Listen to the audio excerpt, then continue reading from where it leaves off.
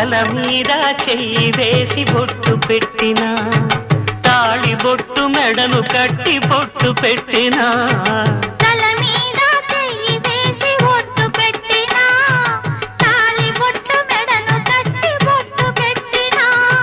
సన్ని కళ్ళు తొక్కినా సప్తపదులు మెట్టినా సన్ని కళ్ళు తొక్కినా సప్తపదులు మెట్టినా మనసు మనసు కలపడమే